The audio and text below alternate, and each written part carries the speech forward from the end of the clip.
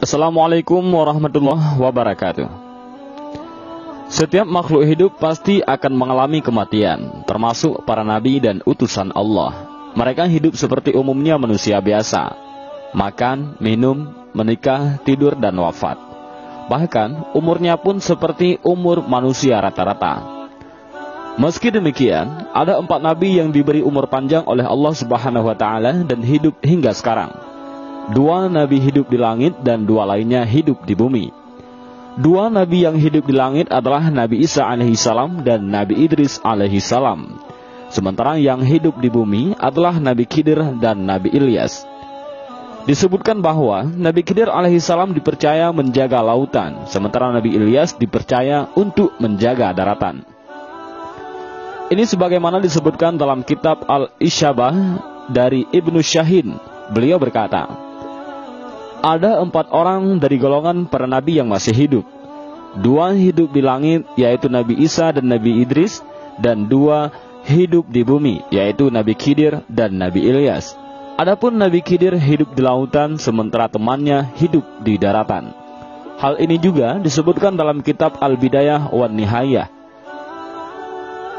Imam Makhul berkata dari Ka'ab, 4 dari golongan para nabi masih hidup, 2 di bumi, yaitu Ilyas dan Khidir, dan 2 di langit, yaitu Nabi Idris dan Isa. Keempat nabi di atas, ataupun keempat nabi ini akan tetap hidup atas izin Allah Subhanahu wa Ta'ala sampai waktu yang telah ditentukan oleh Allah. Hanya Allah yang berhak menghidupkan hambanya, dan beliau pula yang berhak mewafatkannya. Dan di video ini kita akan menceritakan 4 ulama Nusantara yang pernah bertemu dengan Nabi Khidir alaihissalam. Yang pertama adalah Kiai Haji Maimun Zubair ataupun Mbah Mun. Mbah Mun dulu ketika nyantri di pesantren Lirboyo pernah ditemui Nabi Khidir alaihissalam. Sekitar jam 11 siang, seperti ada suara yang memanggil nama beliau. Ternyata suara itu berasal dari kuburan dekat pondok. Ternyata di kuburan itu ada Nabi Allah Khidir.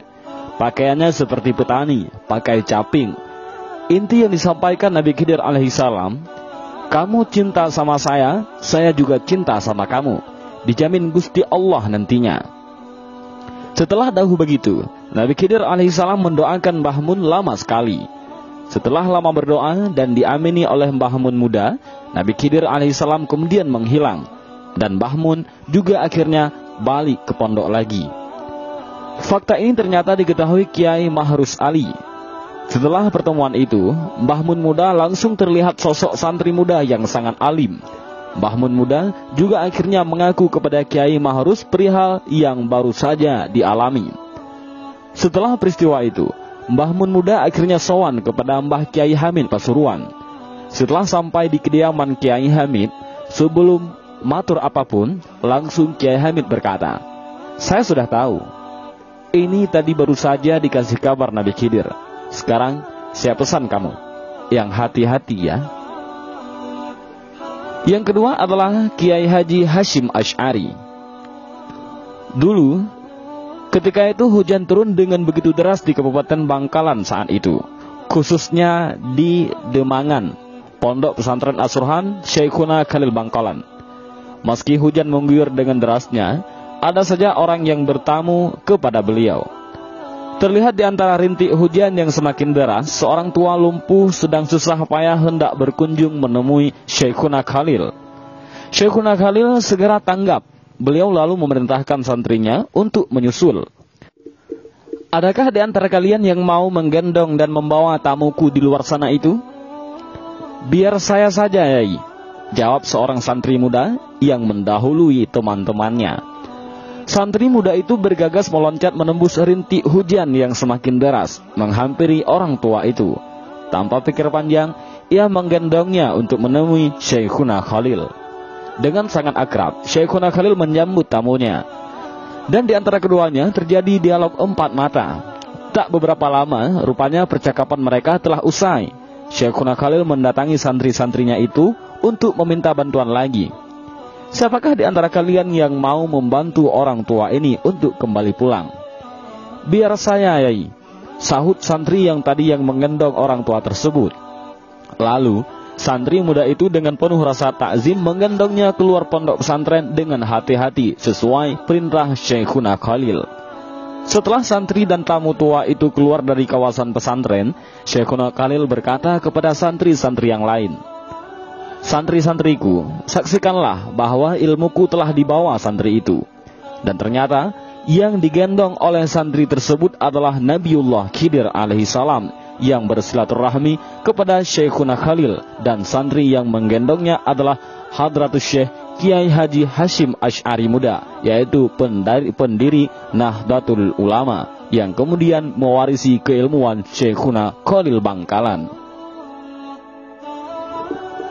Yang ketiga adalah Kiai Haji Abdul Hamid Pasuruan. Kiai Haji Abdul Hamid Pasuruan dikenang sampai sekarang sebagai sosok wali Allah yang penuh karamah. Beliau dulu pernah nyantri di pesantren Termas di bawah asuhan Kiai Haji Dimyati. Tapi kealiman beliau tertutupi oleh karamah kewalian yang beliau miliki, yang masyhur sampai sekarang. Dan salah satu karamah beliau adalah bisa sering dan mudah bertemu dengan Nabi Khidir alaihi salam. Suatu ketika, Mbah Kiai Hamid Pasuruan berkata bahwa Nabi Khidir alaihi salam akan datang di kediaman beliau besok pagi hingga waktu zuhur. Maka tersebar luaslah kabar tersebut. Keesokan harinya, orang-orang pada datang ke situ ingin bertemu Nabi Khidir. Bahkan ada beberapa habaib dan kiai dengan berpakaian jubah lengkap dengan surbannya juga hadir di situ ingin bertemu dengan Nabi Khidir alaihissalam. Ketika orang-orang telah banyak berkumpul di situ, bahkan ada yang mulai dari subuh, maka datanglah seorang pemuda dengan berpakaian nyentrik. Orang-orang yang hadir di situ tidak memperdulikan pemuda tersebut, karena semua tamu yang hadir berpakaian ala Islami. Ketika bertemu Mbah Kiai Hamid, pemuda itu langsung bersalaman dengan Mbah Kiai Hamid dan ingin mencium tangannya. Namun, Kiai Hamid menolak untuk dicium tangannya, dan justru Mbah Kiai Hamid ingin mencium tangan pemuda itu, tapi ditolak juga oleh pemuda itu. Kejadian itu terjadi di depan seluruh yang hadir waktu itu. Kemudian pemuda itu berganti pakaian dengan pakaian yang sudah kotor yang dibawanya. Selanjutnya membersihkan selokan di sekitar kediaman Mbah Kiai Hamid sampai waktu zuhur. Kemudian pergi.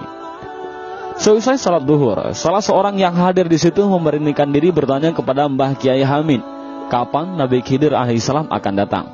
Dan Mbah Kiai Hamid menjawab bahwa orang yang membersihkan selokan tadi adalah Nabi Khidir alaihissalam.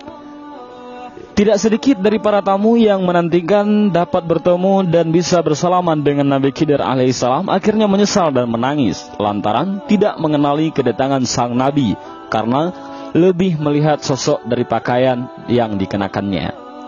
Yang keempat adalah Syekhuna Kiai Haji Khalil Bangkalan. Suatu hari, Syekhuna Khalil Bangkalan sedang menemui tamu-tamunya di ruang depan. Mbah Khalil yang juga ulama besar dan salah satu guru dari Kiai Haji Hashim Asy'ari, yaitu pendiri NU, duduk dengan salah satu lutut tertekuk di depan perut beliau sambil bercengkrama dengan para tamu-tamunya yang ditemani dengan secangkir kopi yang ada di hadapan masing-masing. Ketika sedang asik mengobrol itu, tiba-tiba datang seorang gembel dengan pakaian lusuh sambil menuntun seekor anjing masuk ke ruangan. Kontan saja semua tamu pada heran bercampur geram, apalagi tanpa salam, tanpa bicara dan tanpa izin. Tiba-tiba si pengemis ini menyeruput kopi milik Mbah Khalil hingga tinggal ampasnya.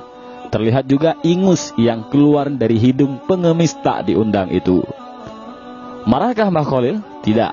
Mbah Khalil tampak merubah posisi duduknya seperti orang posisi duduk yang sedang sholat. Telapak tangannya menyatu di atas paha, kepalanya menunduk tanpa berani menatap muka si pengemis. Justru beberapa tamu bangkit bermaksud mengusir orang aneh ini, tapi segera dicegah oleh Mbah Khalil dengan isyarat tangannya.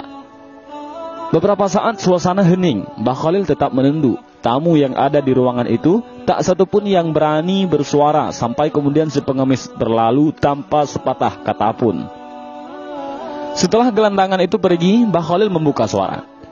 Siapa yang mau meminum kopi bekas tamuku tadi?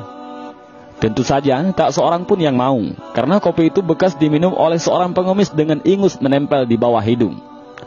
Baiklah, kalau begitu biar saya yang menghabiskan, kata Mbah Khalil sambil meminum sisa kopi di cangkir. Semua tamu semakin terheran-heran.